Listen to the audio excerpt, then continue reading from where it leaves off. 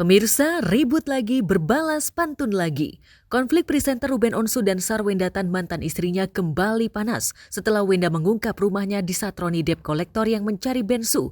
Pihak Bensu auto menganggap Wenda cari ribut karena main ungkap ke publik tanpa konfirmasi padanya lebih dulu.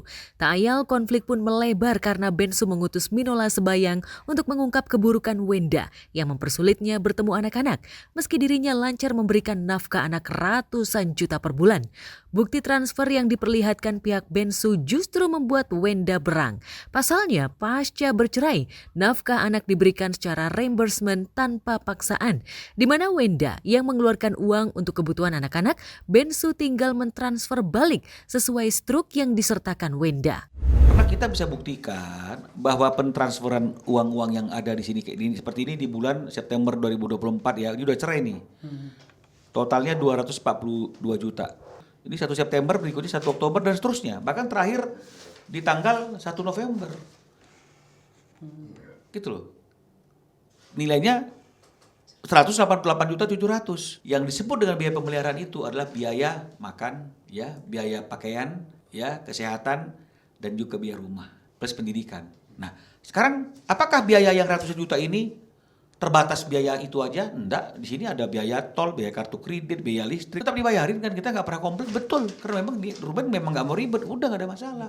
Bang Minola pada saat pressconnya menyampaikan bahwa ada biaya-biaya hidup yang diberikan oleh RSO kepada klien kami.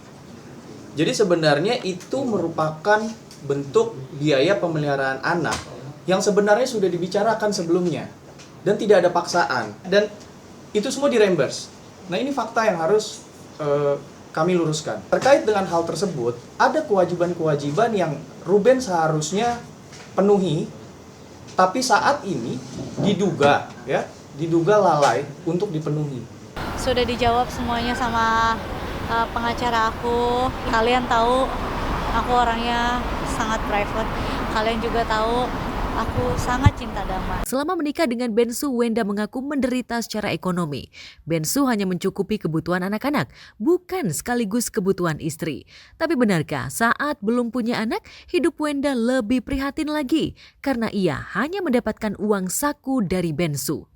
Pada masa perkawinannya dulu pun, ya, jadi sejak perkawinan sampai sebelum memiliki anak, itu klien kami diberikan uang saku untuk istri yang jumlahnya sangat terbatas. Lalu kemudian setelah mempunyai anak, tidak ada lagi uang khusus untuk istri. Yang ada hanyalah uang untuk keperluan anak-anak dan keperluan rumah tangga.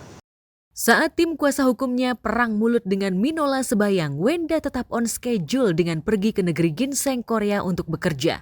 Ditemui di Bandara Suta semalam, Wenda menyebut konfliknya dengan Ruben meletup karena terjadi miskomunikasi setelah Bensu ganti nomor handphone. Malam ini aku mau ke Korea. Emang ada kerjaan, udah lama kerjaannya. Jadi ini udah dijadwalin tuh udah beberapa bulan yang lalu. Udah ngobrol sama anak-anak. Anak-anak juga udah ngerti, ya kan. Bundanya harus kerja. Rutinitas kerja Wenda yang suka keluar negeri meninggalkan anak-anak itulah yang disayangkan oleh Bensu. Padahal anak-anak masih punya ayah yang bisa menjaganya. Di sisi lain, pihak Sarwenda mendahulukan keinginan dan rasa nyaman anak-anak. Jika saat Wenda pergi, anak-anak lebih nyaman bersama tante dan neneknya. Wenda tak akan memaksa mereka untuk tinggal sementara bersama ayah Bensu. Parentingnya dari klien kami atau cara klien kami mengajarkan anaknya itu tidak memberikan seperti barang gitu. Jadi anak harus kesana, harus sini, tidak. Dia ajak komunikasi dengan anaknya. Pada saat anaknya mau ketemu neneknya, dia bawa ke neneknya. Pada saat anaknya mau diantar oleh tantenya, dia ikuti. Jadi mengikuti kemauan anak. Apakah kemudian kita sebagai orang tua itu mengikuti aja kemauannya dia itu? Anak-anak juga udah ada kemauan gitu misalnya. Kemauannya nggak mau belajar, nggak mau sekolah, diikutin. Ya enggak kan. Ini kemauannya anak-anak nggak mau ketemu sama ayahnya, diikutin. Ya jangan dong. Dikasih tahu, dikasih pemahaman. Mengenai berita-berita yang katanya susah ketemu, ya nggak mungkin lah susah. Gampang banget, tinggal WhatsApp ke aku. Ruben itu sejak lama sudah menginformasikan kepada S. Saya ganti nomor saya yang sekarang ini, yang terbaru. Pertanyaannya, itu diinformasikan S nggak ke anak-anaknya? Gak usah diperpanjang lah. Ya nggak usah diperpanjang, kasihan. Di balik heboh pengakuan istri siri dai kondang Habib Bahar bin Smith, Helwa Bahmid, ihwal dirinya yang merasa telah ditelantarkan dan terhipnotis hingga mau dinikahi lelaki yang sudah beristri. Rupanya menyingkapkan cerita lain dari Bahtera Habib Bahar yang tengah goyah dengan istri pertamanya Fadlun Faisal Balgoits. Di saat Bahtera goyah itulah Habib Bahar seolah kepincut dengan pesona dan kecantikan gadis muda seperti Helwa. Apalagi ibunda Helwa, Hairiyah Al-Katiri, terkesan menawarkan diri jika putrinya tengah mencari jodoh. Posisi yang saya tahu memang pada saat itu Habib ini sedang ada konflik dengan istrinya. Nah jadi mungkin ini di sela-sela kegalauan itu masuklah seseorang yang menawarkan anaknya, nikahilah. Nah pada saat dinikahi ini dia juga kemudian bilang sama si Helwa kalau dia balikan dengan Fadlun.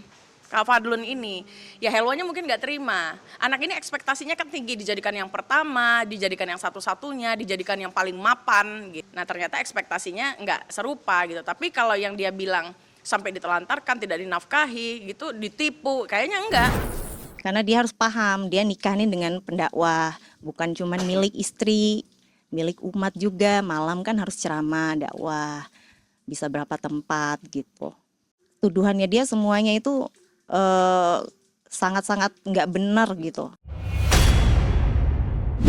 Selalu ada hikmah di setiap ujian hidup.